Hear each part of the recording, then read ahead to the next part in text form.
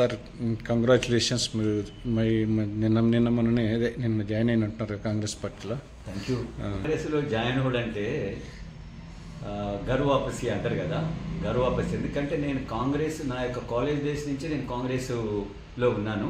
Youth Congress, senior కాంగ్రెస్లో వివిధ హోదాల్లో కూడా నేను పార్టీ గురించి పనిచేశా. యాజ్ ఏ ఖమ్మం ఇన్ఛార్జిగా, సెక్రటరీగా, ప్లస్ ఎగ్జిక్యూటివ్ కమిటీ మెంబర్గా, ఈ విధంగా వివిధ హోదాలో నేను కాంగ్రెస్లో పనిచేయడం జరిగింది.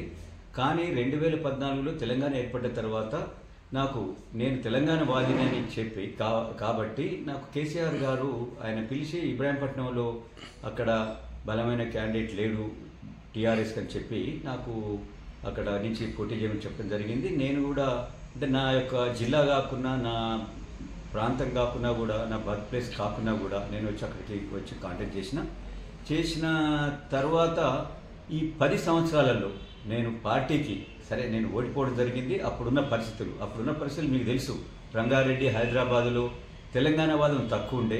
తెలంగాణ వస్తే కొద్దిగా ఇక్కడ భూముల రేట్లు పడిపోతాయని, అభివృద్ధి తక్కువవుతుందనో, లేకుంటే ఉద్యోగ అవకాశాలు తక్కువైతాయనో ప్రజలలో ఒక భావన ఉండేది. ఆ భావనతోటి నేను రంగారెడ్డిలో, మీకు తెలుసు, తెలుగుదేశం చాలా పటిష్టంగా ఉండేది. అప్పుడు తెలుగుదేశం దాదాపు అన్ని సీట్లలో తెలుగుదేశం గెలిచింది. నేను గెలవలేకపోయినా, కానీ ఆ రోజు నుంచి ఓడిపోయినా కూడా నేను పార్టీ పటిష్టత కోసము, ప్రజలకు ఉన్న సమస్యలను తీర్చడం కోసము, ప్రభుత్వము ఇచ్చే పథకాలను ప్రజలకు తీసుకుపోవటంలో నేను ఏ రోజు కూడా వెనకన లేను. కానీ మా పార్టీ నాకు 9.5 సంవత్సరాలలో ప్రతిసారి ఎలక్షన్ వచ్చిన టైంలో తప్పక నాకు అవకాశం కల్పిస్తానను, లేకుంటే ఏదైనా వచ్చే దాంట్లో కాంటాక్ట్ చేసేదానికి ఎంపీ అయినా ఎమ్మెల్యే అయినా చేస్తానను ఈ విధంగా చెప్పడమే జరిగింది తప్ప ఎలాంటి ఆ దిశగా వారు అడుగులు వేయలేదు. ఆ దిశగా వారు నాకు చేయటం జరగలేదు. కాబట్టే నేను ఇప్పుడు, ఎందుకంటే నేను ఏదైతే నా యొక్క పొలిటికల్ మదర్ లాంటి కాంగ్రెస్ పార్టీ చేయబట్టి, ఆ యొక్క కాంగ్రెస్ పార్టీలో ఇప్పుడు నాకున్న పరిచయాలతోటి వాళ్ళందరూ కూడా తిరిగి నన్ను కాంగ్రెస్లోకి రమ్మని చెప్పడం జరిగింది. నేను ఆ పార్టీలో ఈరోజు నేను జాయిన్ కావడం జరిగింది. అదే అంటే ఇంకోటి, అప్పుడు ఆ కాలంలో మీకు అంటే మొదలాంటి కాంగ్రెస్ ఓడడానికి కారణం అంటే అప్పట్లో ఉన్నటువంటి కాంగ్రెస్ నాయకులు నేను సీఎం అని పోటీ పడడం, అలాంటి వాటి వల్ల కొంతవరకు మైనస్ అయిపోయింది.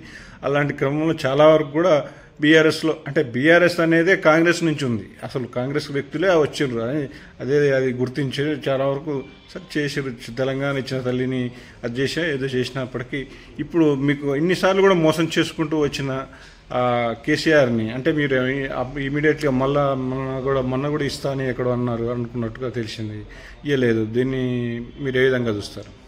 నేను చూసే కాదు, ఈరోజు ఆ పార్టీలో ఉన్న అందరు నాయకులను కూడా మభ్యపెట్టి వారితో, అంటే వారందరూ కూడా పార్టీకి పని చేయించుకొని ఎవరైతే వేరే పార్టీలో పదవులను వేయించి ఆ పార్టీ తర్వాత ఇక్కడ ప్రభుత్వం వచ్చిన తర్వాత చేరిన వారికి ప్రాముఖ్యత ఇచ్చాడు. దానితోటే ఒక నాయకులుగా కాదు, ప్రజలు కూడా ఒక ఏబెగింపు అనేది వచ్చింది. ఎందుకంటే ఏంది, టీఆర్ఎస్ పార్టీ అనేది తెలంగాణ కోసం పుట్టింది, తెలంగాణ వాదులను మర్చిపోయింది. ఇతర పార్టీలకు వెళ్ళి వచ్చిన వాళ్ళు ఎవరు డబ్బులుంటే, ఎవరు వేరే తీరు, అంటే వివిధ కారణాలతోటి వారికి పనిచేసి వారికి కావలసిన వాళ్ళని తీసుకుంటా పోయింది తప్ప నిజంగా ఏదైతే ప్రజలకు పనిచేసే వాళ్ళను, లేకుంటే తెలంగాణ కోసం శ్రమించిన వాళ్ళను వారిని కాదని వచ్చిందని చెప్పి ప్రజలలో కూడా ఒక ఏహ్యభావం వచ్చింది చేయబట్టే ఈరోజు ఆ పార్టీ ఓడిపోవడం జరిగిందని చెప్పి మనం అందరం అనుకోవచ్చు. ఇంకోటి సార్, ఇప్పుడు మనకు తెలంగాణలో కూడా జనాలను కూడా ఎట్లా తయారు చేసినట్టే పెన్షన్ ఇస్తున్నా అవి ఇస్తున్నా అనుకుంటా, తర్వాత మళ్ళీ డబ్బులకు నాకు ఓటేస్తారనే ఉద్దేశంగా చాలామంది ఎమ్మెల్యేలను కూడా డమ్మీలో పెట్టుకుని ఈయన డబ్బులు పంచి కూడా గెలిచిన పరిస్థితి ఉంది. అలాంటి పరిస్థితిని ఏ విధంగా చూస్తారు? అదే మనం చూస్తున్నాం కదా, ఆ రోజు దాకా ఉన్న పనిచేసే నాయకుడిని మర్చిపోయి ఒక డబ్బులున్నాయని ఒక కంపెనీ అధినేతను ఈ విధంగా తీసుకొని వస్తే, ఒక రాజకీయ నాయకుడు అనేట ఆయన అనునిత్యం ప్రజలతో ఉంటాడు, ప్రజల కష్టాలు నష్టాలు తెలిసినవాడు, ప్రజల కష్టాలు తీర్చేదానికి ప్రతిరోజు వారికి అందుబాటులో ఉండేవాడు. అలాంటి వారిని వదిలిపెట్టి ఆ రోజుకు ఏదో డబ్బులున్నాయనో, లేకుంటే తనకేదో అక్కరొస్తాడు, ఇంకోసారి కొన్ని ఈ కులం అయితే నాకు ఓట్లు వేస్తుంది, ఆ కులం వల్ల నాకు పని లేదు, అది ఆ ఆలోచన అనేది ఉండటం వల్లనే ఈరోజు ప్రజలు మరియు నాయకులు కూడా ఈ పార్టీకి దూరం అయ్యారు. నేను అనుకుంటా ముందు ముందు ఇలాంటి పార్టీలు తమ యొక్క ఏమంటారు తమ ఉనికి కోసమో లేకుంటే తమ అధికారం కోసం పనిచేసే ఏ పార్టీని కూడా ముందు ముందు ప్రజలు నమ్మరని నేను భావిస్తా ఉన్నాను. అంతేకాకుండా మీకు ఒక రాజకీయ బ్యాక్గ్రౌండ్ ఉంది, తర్వాత సినిమా పరంగా మీకు మన అల్లు అర్జున్ గారు ఉన్నారు. ఇట్లాంటి అన్ని పరిస్థితులు చూసి కూడా ఇవ్వకపోవడం అనేది చాలా మంది కూడా చాలా కొంత అప్సెట్ అయినట్టు కనిపించేటప్పుడు మీరు ఏ విధంగా చూస్తారు? నిజంగా మీరు అన్నారు, నేను నా అల్లుడు సినిమా యాక్టరే కాకుండా నేను కూడా ప్రజల కోసం ఎప్పుడు పనిచేస్తాను. నేను కాంటాక్ట్ చేసిన ఏరియాలో లేకుంటే నల్గొండ రంగారెడ్డి నేను ఫ్లోరైడ్ కోసం పనిచేశాను. అప్పుడున్న ముఖ్యమంత్రి దగ్గరికి ఫ్లోరైడ్ బాధ్యత తీసుకెళ్లాను. వారికి పెన్షన్ అప్పుడున్న 200, 500, 750 రూపాయలు చేశాను. అక్కడ మంచినీరు సరఫరా చేయాలని చెప్పి కోరాను. ఇంకా నేను చిన్నపిల్లలు ఆడపిల్లలను అమ్ముకోవద్దని తాండాలలో తిరిగి చెప్పాను. అదేవిధంగా అమ్మాయిలను చదివేయాలని తల్లిదండ్రులను అవేర్నెస్ ప్రోగ్రామ్స్ నేను ఎన్నో చేశాను. అంటే నేను ఒక ప్రజలకు కావాల్సినవి ప్రజలలో ఒక మార్పు తెచ్చేదానికి చేసే కార్యక్రమం ఎన్నో చేశాను. ఇలాంటి ఈ యొక్క నేను బీఆర్ఎస్ పార్టీకి ఇలాంటి పనికిరావు. డబ్బులున్నాయా, డబ్బులు ఖర్చు పెట్టు, గెలిచి ప్రభుత్వం ఏర్పడితే నీవు కూడా డబ్బులు సంపాదించుకో అనేదే ఉంది. కానీ ప్రజల అవసరాలు ఏంది, నిజంగా మనిషికి కావాల్సింది ఏంటి? మనము డబ్బుల కోసమే కాదు కదా, మనం రాజకీయ నాయకుడు అంటేనే ప్రజలకు పనిచేసేదానికి ఆ యొక్క ఉద్దేశం ఉన్న వాళ్ళని తీసుకోవాలి. ఇక్కడ ఎలాంటి రాజకీయ అనుభవం లేదు, ఎలాంటి ప్రజలతోటి పరిచయాలు లేవు, వారి కోసం పనిచేసే వారికి అసలు అవసరం లేని వాళ్ళని తీసుకొచ్చి ప్రజల మీద రుద్దాలే, డబ్బులతోటి వాళ్ళు గెలుస్తారు అనుకునేది ఇది అన్యాయం అని చెప్పి అనుకొని ఈరోజు గ్రామీణ ప్రాంతంలో ఏ విధంగా ఓడగొట్టారో చూడండి, ఏ విధంగా ఈ యొక్క పార్టీకి దూరం అయిందో చూడండి. కానీ ఇప్పటికైనా ఆ పార్టీ గ్రహించాలా. ఎవరైతే నిజంగా పనిచేస్తారో, ఎవరైతే నమ్మకంతో ఉన్నారో, ఎవరైతే హానెస్ట్గా ఉన్నారో అలాంటి వారిని ముందు తీసుకున్నప్పుడే, గుర్తించినప్పుడే ఈ పార్టీ మనుగడ ఉంటుంది. లేకుంటే ఈ పార్టీ కనుమరుగవుతుంది అని చెప్పి అందరు ప్రజలు అంటా ఉన్నారు. ఇంకోటి కూడా సార్, ఇప్పుడు మనకు జనరల్గా మొత్తం మీద వ్యతిరేకత ఎక్కువనే ఉన్నప్పటికీ ఈ హైదరాబాదు పరిసర ప్రాంతాలు సెటిలర్స్ కూడా వేస్తారు అనే ఒక కోణంలో, అంటే ముఖ్యంగా హైదరాబాద్ పోతేనే ప్రాబ్లం అవుతుంది అనే విధంగా మొత్తం వీళ్ళని సెట్ చేసుకున్నారు. గ్రామీణ వాళ్ళు, పెన్షన్ వాళ్ళు, రైతులు నాకు రైతు బంధు వేస్తారు అని ఒక మెయిన్ దాన్ని వదిలేసినారు. దీన్ని మీరు హైదరాబాద్లో ఓటర్స్ వేయకపోవడానికి మీరు ఏదైనా నేను గ్రామీణ ప్రాంతంలోకి ఒక సెల్ఫ్ రెస్పెక్ట్ ఎక్కువ ఉంటుంది. వాళ్ళు ఒక 2 ఎకరాలు ఉన్నాయన్నా, ఒక కూలి చేసాడైనా నాకు ఇంత గౌరవం ఉండాలా, నా కష్టం నేను చేసుకొని బతుకుతా ఉన్నా, ఈ కష్టానికి తగ్గ గౌరవించాలి అనే దాన్ని చూస్తారు. ఇక్కడ హైదరాబాద్లో జనరల్గా పట్టణ ప్రాంతంలో ఏముంటారు, వేరే ప్రాంతాలకు వెళ్ళి బతకొచ్చు. వాళ్ళ వాళ్ళ యొక్క నేటివ్ ప్లేస్ వేరే దగ్గర ఉంటుంది, వాళ్ళకు ఓటు ఇక్కడ ఉంటుంది, ఇక్కడ బిజినెస్ జాబ్ చేసుకుంటుంటారు. వాళ్ళకేం కావాలి, వాళ్ళ యొక్క బిజినెస్ ఏదో జరగాలి. ఎవరు వస్తే ఏంది, నాకు పాలిటీషియన్, మా కరెంట్ వస్తుందా, నీళ్ళు వస్తున్నాయా, మాకు సరిపోతుంది. వాళ్ళకు ఈ సెల్ఫ్ రెస్పెక్ట్ ఇలాంటి అనేది వాళ్ళకు ఉండదు. వాళ్ళకి ఎందుకంటే బిజినెస్ చేస్తున్నాడు, ఆయన డబ్బులు వస్తూ ఉంటాయి, జాబ్ చేస్తున్నాడు, నెలవారీ ఆయన జీతం వస్తూ ఉంటుంది.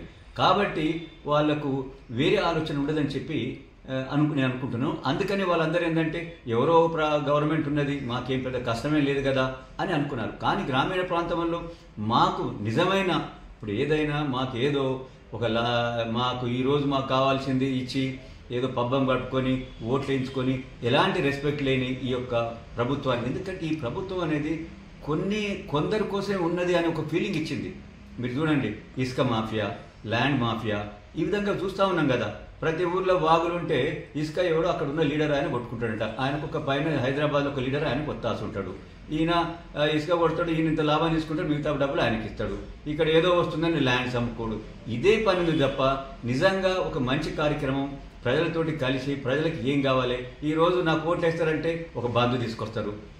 ఈ విధంగా చేయడం వల్ల ప్రజలలో తెలుసుకున్నారు, ఓహో ఇది ఏమైనా ఓట్ల కోసమే ఈ పార్టీ ఉన్నట్టుంది, నిజంగా ఇది ప్రజలకు మేలు చేసే పార్టీ కాదు అనే ఉద్దేశంతో ఊర్లలో గ్రామీణ ప్రాంత ప్రజలేమో వ్యతిరేకించారు, పట్టణ ప్రాంత ప్రజలేమో మాకేముంది, మా బిజినెస్ నడుస్తున్నాయి, రియల్ ఎస్టేట్ నడుస్తుంది అని చెప్పి వాళ్ళు ఇక్కడ వేసిందని చెప్పి నేను భావిస్తాను. ఇంకోటి, ఈ మధ్య కాలంలో మనం ఈ కాళేశ్వరం ప్రాజెక్టు బాగా ఇదైపోయింది. అది అంత పెద్ద ప్రాజెక్టు కుంగిపోవడం అనేది మేడిగడ్డ అయితే ఇంకొక 3 years కుంగిపోవడం, ఇవన్నీ వదిలేసి ఆయన కనీసం దాంట్లో దానికి సంబంధించిన తప్పును గ్రహించి అసెంబ్లీకి కూడా రాకపోవడం, అసెంబ్లీకి రాకపోగా నేను నల్గొండలో సభ పెట్టుకుంటాను, ఇంత దగ్గర ఉన్న అసెంబ్లీకి రాకుండా నల్గొండ పోయి సభ పెట్టుకొని అక్కడ నేను ప్రజలకు నేను ఇది చేసిన పోరాడి కోసం పోరాడిన అంటే మిగతా వాళ్ళు పోరాడలేదా? అవును. మేడిగడ్డ అంటే అది ఒక 1,00,000 కోట్ల ప్రాజెక్ట్ అని అంటా ఉన్నారు. పెద్ద ఎత్తున 1 కోటి ఎకరాలకు వాటరు ఇస్తారని చెప్పి అన్నారు. అలాంటి ప్రాజెక్టు కట్టిన 2 సంవత్సరాలలోనే దాంట్లో డిఫెక్ట్స్ వచ్చినాయంటే అసలు ప్రభుత్వం నిజంగా ఏం చేస్తున్నది? అది ఏడాది కిందనే డిఫెక్ట్స్ అనేది బయటపడ్డాయి. కానీ దాన్ని మరుగున పెట్టి ప్రజలకు తెలియకుండా, అంటే తను తెలియకుండా మరుగున పెట్టి చేస్తే నష్టం అనేది ఈ యొక్క రాష్ట్రానికే కదా, ప్రజలకే కదా. ఇంకోటి మేడిగడ్డ, బొందలగడ్డ, ఇలాంటి మాటలు ఒక అధినేత, ఒక సీఎంగా ఉన్న ఒక పెద్ద మనిషి మాట్లాడే విధానం కాదు కదా. ఓకే, అయిందండి, డిఫెక్ట్ ఏమైంది, ఈ డిఫెక్ట్ని ఏ విధంగా మనం సరిదిద్దాలి, ఈ డిఫెక్ట్ను మనం ఎందుకు అయింది, దీనికి ఎవరు బాధ్యులు అనేది ముందట చూడాలి. కానీ అది చిన్నది ఏదైనా ఇప్పుడు నాగార్జున సాగర్ ఉందండి, 70 ఏళ్ళు, దాదాపు 65 ఏళ్ళ నుంచి 70 ఏళ్ళు కాలం అవుతుంది.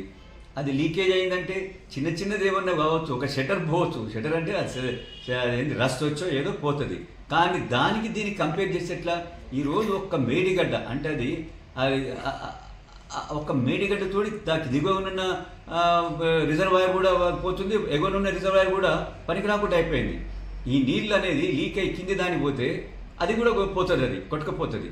కాబట్టి మేడిగడ్డ అనేది ఒకటి అదేమన్నారు, ఈ మేడిగడ్డ అనేది ఒక 4,000 కోట్లే కదా, 4,000 కోట్లు 5,000 కోట్లు కాదు, 1,00,000 కోట్ల అది కాంప్లెక్స్డ్ ప్రాజెక్ట్ అనమాట. అలాంటి ప్రాజెక్టు పోయినా కూడా దానికి ఎవరికి చెప్పకుండా దాన్ని కప్పిపుచ్చి దాన్ని మరుగున పెట్టి ఈ విధంగా చేసి చాలా తప్పు. ఇది ఈ యొక్క దేశ చరిత్రలో ఎప్పుడు కూడా ఇలాంటి ప్రాజెక్టు ఈ విధంగా అయిందని చెప్పి ఎవరు వినలేదు, ముందు వినబోరని అనుకుంటా. అంటే ఇట్లా ఇప్పుడు ఆయన కనీసం ఇప్పుడు ఇన్ని రోజులు అవుతుంది, ఆయన అసెంబ్లీ అనేది రాకపోవడం మీరు ఏ విధంగా చూస్తారు? వారికి ఏంటంటే అసెంబ్లీ అనేది ఏదో ఒక అంటే అది యాజ్ పర్ అసెంబ్లీ ఉంటే సీఎం అనేది ఉంటుంది. సీఎం ఇట్లా అయిండు, అసెంబ్లీతో అయింది కదా. కానీ దానికి ప్రాముఖ్యత లేదు అని అంటే అది కాన్స్టిట్యూషన్ తోటి ఎవరైనా ఒక మంత్రి అవుతాడు, ఎమ్మెల్యే అవుతాడు, ముఖ్యమంత్రి అవుతాడు. అలాంటి దాన్ని కాన్స్టిట్యూషన్ ద్వారా నువ్వు ముఖ్యమంత్రి అయ్యిండు, మీ దగ్గర ఎమ్మెల్యే, మీ పార్టీ అనేది ఎందుకు వచ్చింది? దానివల్ల ఒక కాన్స్టిట్యూషన్ వల్ల వచ్చింది. అలాంటి కాన్స్టిట్యూషనల్ బాడీ మీట్ అవుతుంటే, అసెంబ్లీస్ నడుస్తూ ఉంటే అక్కడికి రాలేదంటే మరి ఆయనకి తెలియాలి. మరి ఆయనకు ఎవరు అడ్వైజర్స్ ఉన్నారు, ఏ విధంగా ఆయనకు అడ్వైజ్ ఇస్తున్నారు, మరి ఆయన ఏ విధంగా దాన్ని ఒక అసెంబ్లీని చూస్తున్నాడో మనకు అర్థం చేసుకోవచ్చు. ఎందుకంటే అసెంబ్లీ అంటే ఆయనకు చాలా చులకన భావన ఉన్నట్టుంది. అంటే తను ఎక్కడి నుంచి అయినా ప్రభుత్వాన్ని నడపొచ్చు అనుకుంటున్నాడు. ఇది ఎక్కడ నడుస్తుంది? ఒక నార్త్ కొరియాలో జరుగుతుంది, ఇంకే చైనాలో జరుగుతుంది. కానీ ఇండియా డెమోక్రటిక్ కంట్రీ, దీనికి అసెంబ్లీ, ఎమ్మెల్యేలు, పార్లమెంటు, గవర్నరు, ప్రెసిడెంట్ ఈ విధంగా ఉంటుంది అనమాట. అంటే ఇది ప్రజలను అవమానపరచడమే కదా. అంటే ఇప్పుడు అసెంబ్లీ ప్రజల నుంచి అసెంబ్లీ వచ్చింది, అసెంబ్లీ రాలేదంటే మరి ప్రజలను అవమానపరిచినట్టే కదా, అదే అవుతుంది. Okay sir, thank you sir. Thank you.